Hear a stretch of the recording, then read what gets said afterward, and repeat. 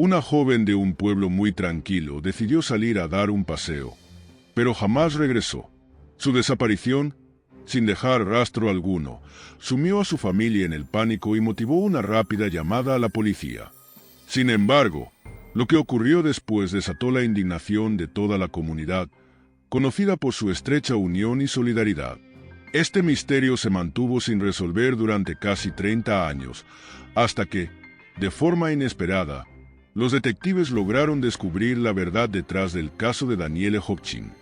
Danielle Hopchin nació el 11 de noviembre de 1980 en Alexandria, Minnesota.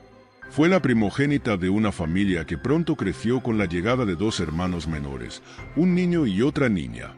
Tras el nacimiento del menor, los padres de Danielle tomaron la decisión de mudarse a Belgrade, Montana, un pequeño y encantador pueblo rodeado de imponentes montañas.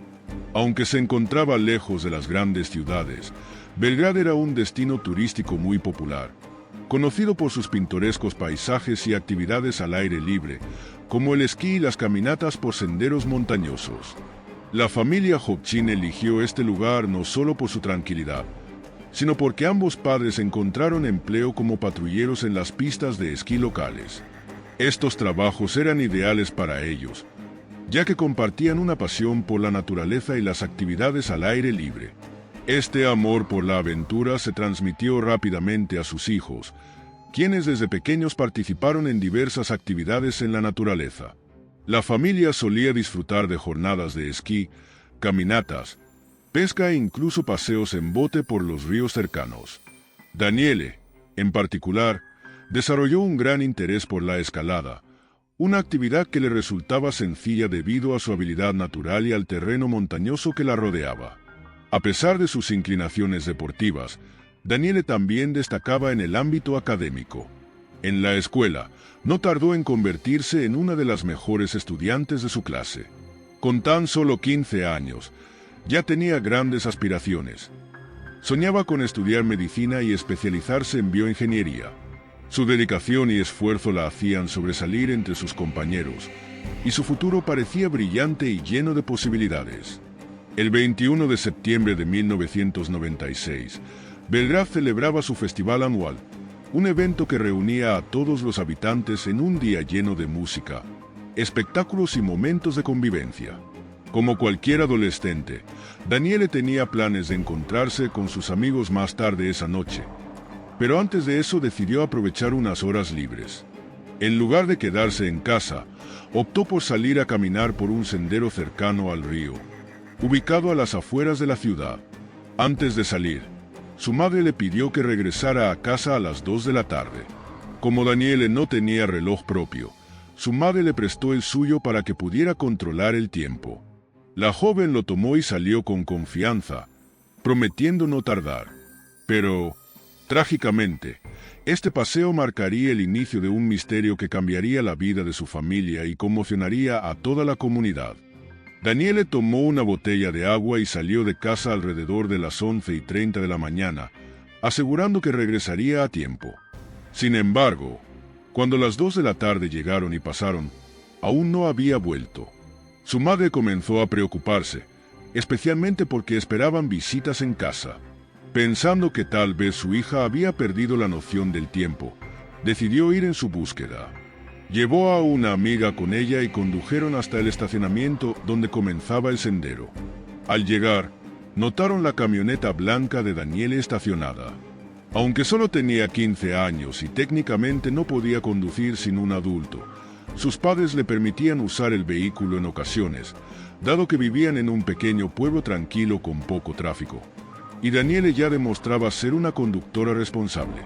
Sin embargo, algo llamó la atención de su madre. Las puertas de la camioneta estaban desbloqueadas, pero no había rastro de Danielle. Con creciente preocupación, la madre y su amiga comenzaron a caminar por el sendero que conducía al río.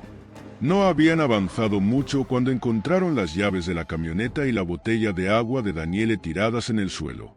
Esto incrementó el nerviosismo de su madre, quien comenzó a llamarla insistentemente mientras seguía revisando el camino entre el estacionamiento y el río.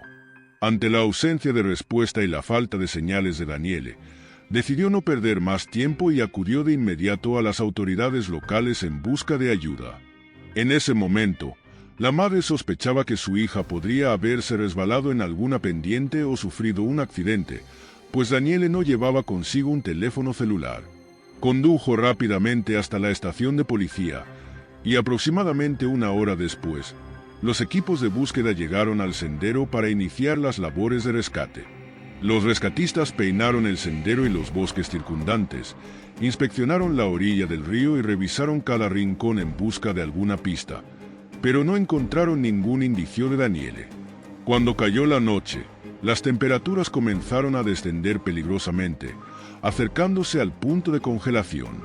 Ante estas condiciones, los equipos de rescate decidieron suspender la búsqueda hasta la mañana siguiente.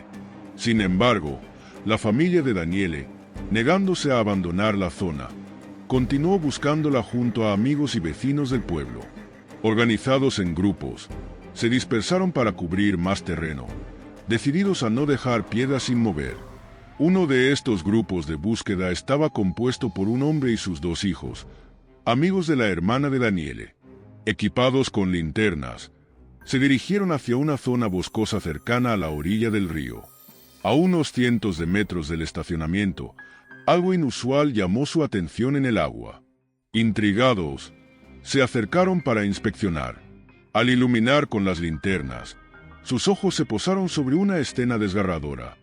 El cuerpo de Daniele yacía cerca de la orilla, sumergido apenas en unos pocos centímetros de agua. La tragedia conmocionó profundamente a la familia, los amigos y toda la comunidad. Lo que había comenzado como un día normal terminó con un descubrimiento que marcaría sus vidas para siempre. El hombre comprendió de inmediato que Daniele había fallecido y, presa del impacto, corrió hacia su auto para notificar a la policía. Mientras se dirigía a la estación, se encontró con el padre de Daniele y le dio la desgarradora noticia. La policía acudió rápidamente al lugar, examinó la escena y entregó el cuerpo de Daniele a los médicos forenses, quienes necesitarían unos días para realizar un análisis exhaustivo y determinar la causa de su muerte. Sin embargo, el sheriff no tardó en anunciar preliminarmente que parecía tratarse de un accidente. Argumentó que no había heridas visibles ni señales de un acto delictivo, lo que llevó a la policía a asumir inicialmente que Daniele había caído al río por accidente y se había ahogado. La familia de Daniele, devastada por la noticia, no podía aceptar esa explicación. Desde muy pequeña, Daniele había pasado mucho tiempo al aire libre. Era una persona habituada a la naturaleza y conocía perfectamente el sendero cercano al río. Sus padres también se preguntaban cómo era posible que se hubiera ahogado en aguas tan poco profundas. A pesar de sus dudas, el sheriff mantuvo su postura y no consideró necesario iniciar una investigación más profunda. Todo dio un giro inesperado cuando los médicos forenses publicaron su informe. Descubrieron que Daniele tenía numerosos rasguños y moretones en su cuerpo, que claramente parecían heridas defensivas, lo que indicaba que había luchado contra alguien. Además, encontraron que su ropa interior había sido retirada parcialmente, lo que hacía improbable que todo hubiera ocurrido como resultado de un accidente. Al analizar más detalles, los expertos determinaron que Daniele había sido víctima de un ataque furtivo y hallaron una muestra biológica de un hombre desconocido en su ropa interior. En cuanto a la causa de la muerte, los examinadores concluyeron que Daniele efectivamente se había ahogado, pero las evidencias sugerían que alguien la había mantenido bajo el agua intencionalmente. También notaron un detalle inquietante.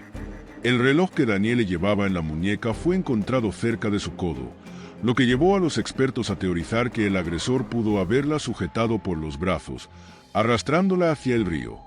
A pesar de todos estos hallazgos, los forenses catalogaron oficialmente la forma de muerte como indeterminada. Aunque estaban convencidos de que Daniele se había ahogado y sospechaban fuertemente de un acto intencional, no contaban con pruebas concluyentes para demostrar de manera definitiva que había sido un asesinato. Esto dejó a la familia con muchas preguntas sin responder y a la comunidad con un doloroso misterio sin resolver. La policía decidió no llevar a cabo una investigación exhaustiva, argumentando que aún no tenían certeza sobre lo ocurrido a Daniele. Sin embargo, Intentaron recopilar más información tras los hallazgos de los forenses, quienes descubrieron 4 cabellos en la ropa interior de Daniele que pertenecían a una persona desconocida. Se determinó que estos cabellos eran, probablemente, de un brazo, y se logró extraer una muestra parcial de ADN. Lamentablemente, en ese momento, el FBI no contaba con una base de datos nacional de ADN. Lo único que los expertos pudieron confirmar fue que tanto los cabellos como las huellas encontradas en la ropa interior de Daniele provenían de la misma persona.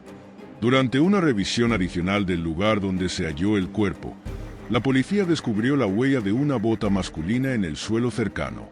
Sin embargo, no pudieron confirmar si tenía relación directa con el caso. Los investigadores interrogaron a varios sospechosos que podrían estar involucrados, pero no lograron vincular a ninguno de ellos con el crimen. El problema radicaba en que la muestra de ADN obtenida era incompleta, lo que imposibilitaba compararla con la de cualquier sospechoso. Cabe destacar que muchos detalles de este caso fueron mantenidos en secreto, tanto para el público como para la propia familia de Daniele. Durante mucho tiempo, los familiares ni siquiera supieron que ella había sido víctima de agresión sexual. Desde su perspectiva, parecía que la policía no tenía una dirección clara sobre lo ocurrido y que seguían tratando de resolverlo. A pesar de la postura inicial del sheriff, algunos oficiales dentro del cuerpo policial estaban desconcertados de que el caso no hubiera sido reclasificado como un homicidio e investigado como tal. Una de estas oficiales era Cindy Botek, quien se había unido a la fuerza apenas unos días antes de la muerte de Daniele. Participó en la investigación y, desde el principio, estuvo convencida de que se trataba de un asesinato. No obstante, en ese momento, Cindy no contaba con la autoridad suficiente para contradecir a sus superiores y emprender una investigación más amplia. Lo único que podía hacer era reflexionar sobre lo que realmente pudo haber sucedido aquel día. Una de las teorías planteaba que el asesino podría haber sido alguien cercano a Daniele, como un vecino o un conocido. Esto abría un abanico de posibilidades, pero sin pruebas sólidas. El caso permaneció estancado, dejando a todos con más preguntas que respuestas. Botek habló con los padres de Daniele, pero ellos no pudieron identificar a nadie que tuviera razones para hacerle daño. Daniele nunca había tenido problemas con sus compañeros de clase ni con otras personas en la ciudad. Durante meses tras su muerte, el caso prácticamente no avanzó. Aunque la policía continuó entrevistando personas y evaluando sospechosos, la renuencia del sheriff a abrir una investigación formal limitó las acciones que podían realizar. Para algunos oficiales, como Botek, era desconcertante que el caso no hubiera sido reclasificado como un homicidio y que no se estuviera buscando activamente al culpable. Para ellos, era evidente que Daniele había sido atacada y que la persona responsable probablemente seguía viviendo en la comunidad. Unos años después del asesinato, la policía intentó nuevamente ingresar la muestra parcial de ADN encontrada en el cuerpo de Daniele en la base de datos del FBI, pero no se encontraron coincidencias. Pasado un tiempo, la familia de Daniele obtuvo más información sobre el caso, incluyendo la revelación de que ella había sido víctima de agresión sexual. Esto causó una profunda indignación entre sus seres queridos, quienes no podían entender por qué el sheriff no había tratado el caso como un homicidio desde el principio y por qué se les había ocultado información tan importante. Posteriormente, el sheriff afirmó que nunca había considerado el caso como un accidente y que siempre había sospechado de un asesinato. Sin embargo, estas declaraciones contradecían lo que había dicho a los medios locales en su momento, cuando señaló que no había suficientes pruebas para catalogar la muerte de Daniele como un homicidio. La falta de claridad y las contradicciones continuaron alimentando la frustración de la familia y de quienes buscaban justicia para Daniele. Los padres de Daniele recordaron que el sheriff les había dicho lo mismo en su momento, lo que incrementó su frustración y confusión. Más tarde, el sheriff intentó desviar la responsabilidad hacia los médicos forenses, argumentando que no había podido clasificar el caso como un homicidio porque no existían pruebas suficientes. Según él, la investigación completa no se inició porque los forenses habían clasificado la causa de muerte como indeterminada. Sin embargo, La familia de Daniele creía que el sheriff simplemente estaba evitando asumir su responsabilidad. Todos coincidían en que una investigación adecuada en los primeros días tras el asesinato podría haber permitido resolver el caso y atrapar al culpable, pero el esfuerzo inicial fue insuficiente. Ahora, muchos años después, con la pista enfriada, encontrar al asesino se había vuelto mucho más complicado. A pesar de esto, los padres de Daniele no se dieron por vencidos y continuaron exigiendo justicia, aunque cada intento terminaba en un callejón sin salida.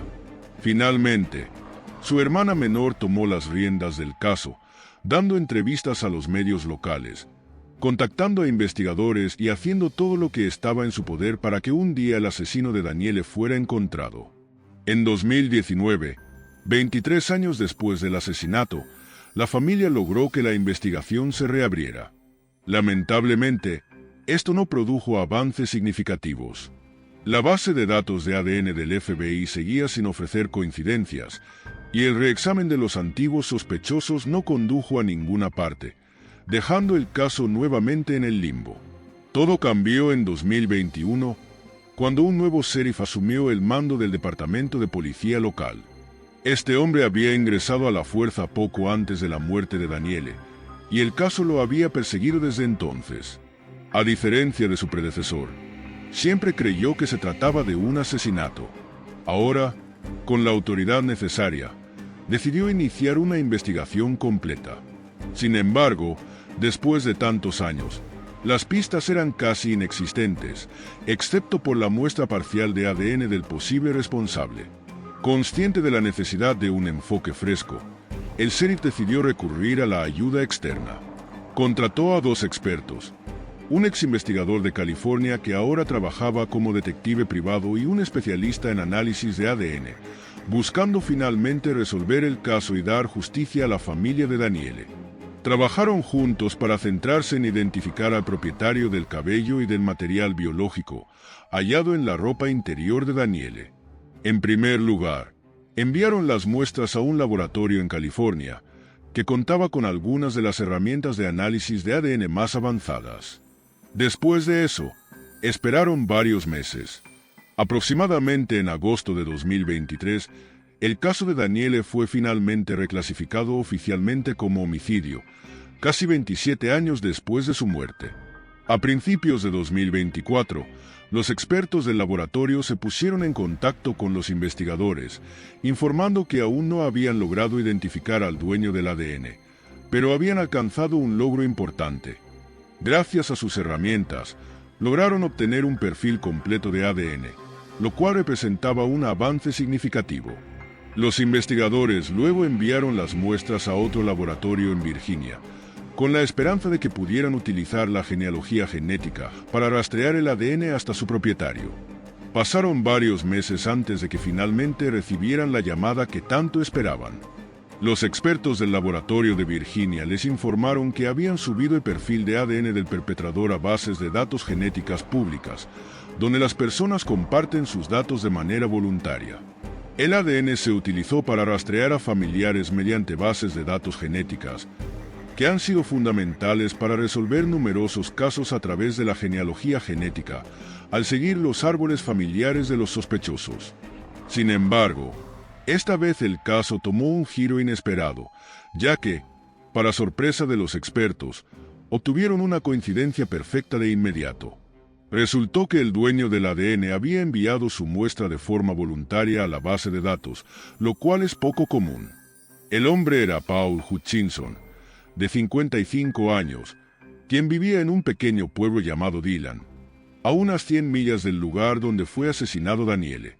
Los investigadores descubrieron que, en el momento del asesinato, Hutchinson tenía 27 años, era estudiante en la Universidad de Montana, ubicada a solo 12 millas de Belgrado, tenía un título en biología y trabajaba para la Oficina de Administración de Tierras de Montana.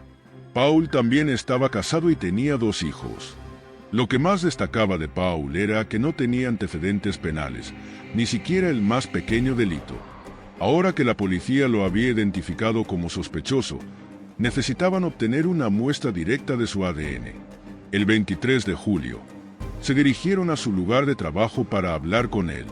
Al llegar al edificio de oficinas, vieron a Paul afuera con sus compañeros de trabajo. Los investigadores le informaron que querían hacerle unas preguntas en la estación, y según lo que observaron, notaron cómo se le descomponía el rostro al escuchar esto. A pesar de su evidente nerviosismo, Paul aceptó ir con ellos para ser interrogado. Los detectives tomaron su tiempo, comenzando por hacerle preguntas sobre otros casos sin resolver en la zona. Al principio, Paul permaneció tranquilo, pero todo cambió cuando le mostraron una foto de Daniele. En ese momento, se volvió extremadamente nervioso, sudando, rascándose la cara e incluso mordisqueando sus manos. Apenas podía mantenerse de pie y tropezó con una silla mientras intentaba acercarse a la policía. Su reacción fue tan evidente que pareció confirmar su culpabilidad. Sin embargo, Paul siguió negando cualquier implicación en el asesinato. A pesar de su insistencia en su inocencia, la confesión no fue necesaria. Los detectives recogieron su muestra de ADN y la enviaron al laboratorio. Por el momento, lo dejaron ir, ya que no había suficientes pruebas para acusarlo de asesinato, y esperaron los resultados del laboratorio. Justo después del interrogatorio, los detectives se pusieron en contacto con él. La hermana de Daniele le informó que finalmente habían identificado al asesino de su hermana y aseguró que la policía no tenía ninguna duda sobre su culpabilidad, y que el análisis de ADN solo confirmaría esta certeza. Después de casi 28 años de espera, la hermana de Daniele se sintió aliviada al saber que finalmente la persona responsable enfrentaría la justicia. Aunque era consciente de que aún quedaba un largo proceso judicial por delante para cerrar el caso, las circunstancias tomaron un giro inesperado al día siguiente del interrogatorio. Se suponía que la policía recibiría los resultados del ADN, pero Paul llamó a su estación de policía local pidiendo ayuda, proporcionando su ubicación antes de colgar. Al llegar al lugar, los oficiales encontraron el auto de Paul estacionado al costado de la carretera. Dentro, hallaron su cadáver junto a un arma. Durante la investigación, los detectives concluyeron que Paul había tomado su propia vida. Aunque no dejaron ninguna nota, su motivo parecía claro. Probablemente había comprendido que no podía evitar la prisión, donde pasaría el resto de sus días. Pensó en su esposa e hijos y en la situación desesperada en la que se encontraba. La noticia fue un shock absoluto para todos, ya que nadie sabía lo que Paul había hecho casi 30 años atrás. Ni siquiera su familia sabía que había sido interrogado por la policía. Se enteraron de las acusaciones al mismo tiempo que se conoció su muerte. Los amigos y compañeros de trabajo de Paul también quedaron atónitos al descubrir la verdad. Todos lo consideraban un hombre de familia ejemplar y un amigo confiable. A pesar del impacto para aquellos que lo conocían, los detectives no tenían ninguna duda de que Paul era el responsable del asesinato de Daniele. En agosto de 2024, llevaron a cabo una conferencia de prensa donde anunciaron que su ADN coincidía perfectamente con las muestras encontradas en la ropa interior de la víctima. La policía consideraba que se trató de un crimen oportunista, ya que no había pruebas de que Daniele conociera a Paul, por lo que se pensaba que lo había encontrado por casualidad cerca de la zona. La familia de Daniele reconoció que la noticia de la muerte de Paul les dio más alivio que frustración. Aunque Paul no enfrentaría una cadena perpetua, lo que más les molestaba era el hecho de que no hubiera sido capturado antes. Creían que si el sheriff local hubiera tomado el caso más en serio desde el principio, Paul habría sido detenido décadas atrás, y no habría podido vivir casi 30 años en libertad, formar una familia ni disfrutar de una vida tranquila. La esposa de Paul también expresó sus condolencias a la familia de Daniele, dejando en claro que no apoyaba ni perdonaba lo que él había hecho. A través de años de dolor, frustración y esperanza, finalmente se ha revelado la verdad. La justicia ha sido, en cierta medida, alcanzada, aunque con un alto costo emocional. El caso de Paul Hutchinson nos recuerda lo importante que es no rendirse, incluso cuando parece que todas las puertas están cerradas. A pesar del tiempo transcurrido, la dedicación incansable de su familia y los esfuerzos de la justicia lograron exponer la verdad. Si te ha impactado esta historia, compártela y deja tus pensamientos en la sección de comentarios. También me encantaría saber tu opinión sobre cómo la justicia puede ser una fuerza más poderosa cuando se enfrenta al tiempo y la indiferencia. Gracias por acompañarme en esta desgarradora historia sobre el caso de Daniele y su búsqueda de justicia. No olvides suscribirte al canal para más historias fascinantes y seguir explorando temas que nos desafían y nos hacen reflexionar. Gracias por tu apoyo y hasta la próxima.